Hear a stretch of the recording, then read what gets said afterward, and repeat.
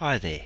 In our previous video on comparison tables, we added this table to our web page and then modified the styling. In this video what we're going to do is continue that lesson and add a new column and several rows. So if you haven't watched that first video yet, I suggest doing that before continuing with this one.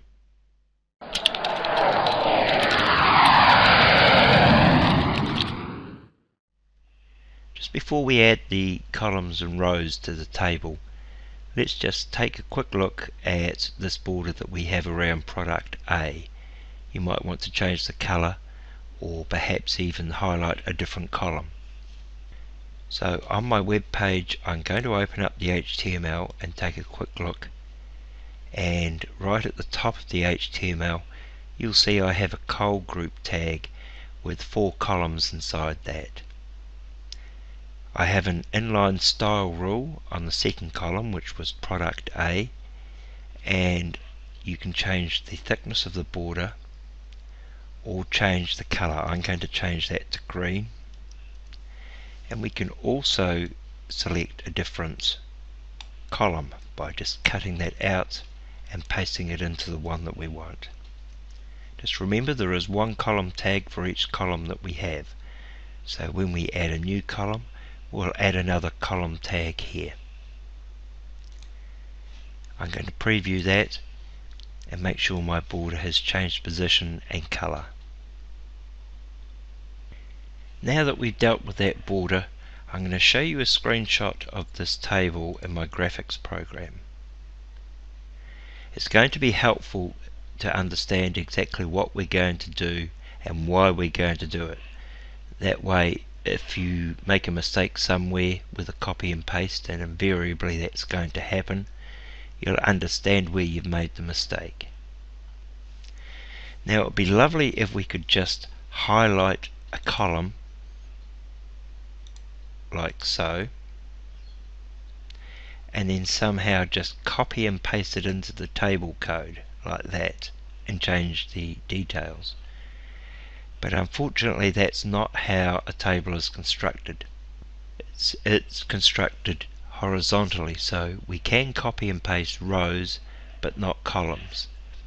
So to get our new column, what we're going to have to do is we're going to have to extend each of the rows. We're going to highlight one of the table data in the first row, and then we're going to copy and paste it into the HTML to extend that first row. Then we'll highlight, copy and paste a table data in the next row and paste it in. The same with the next and the next, and so on until we've built up the whole column.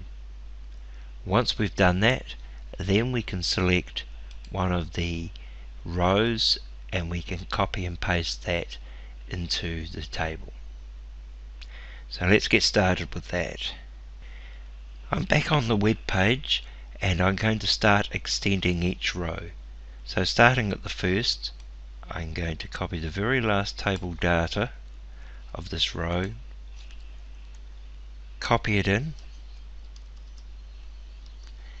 and change the details. So this is going to be product D, and then I'm going to do the very next one, and I'm going to take the last table data, copy that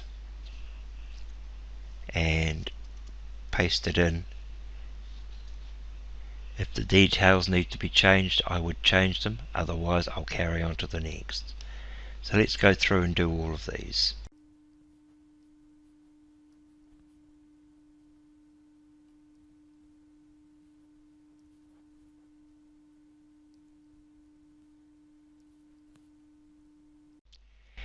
Phew, that's all of them. Now you can see why I wanted to do rows extended rather than columns first. Less copy and pasting. The last thing I'm going to do here very quickly is to add another column to our col group.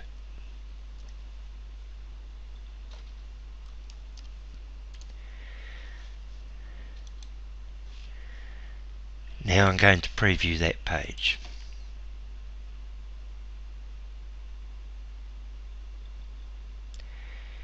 Excellent, we now have an extra column, so let's add the row.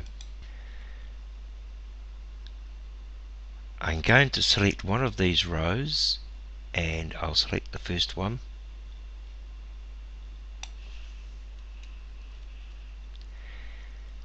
And let's paste it at the top below the table row header.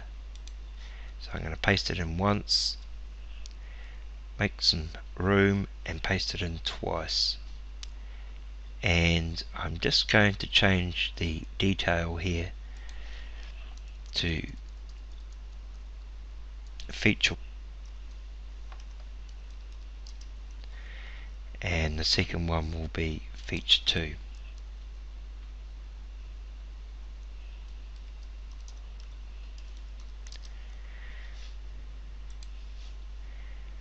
Preview that. We now have 2 new rows on our table.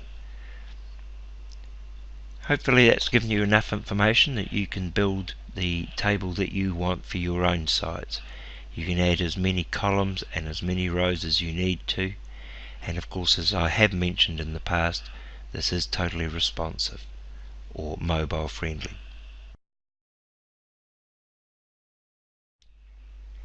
If you enjoyed this video, then you can subscribe to my channel and click this icon to get notified about new videos. And of course, a thumbs up is always appreciated. Thanks for watching.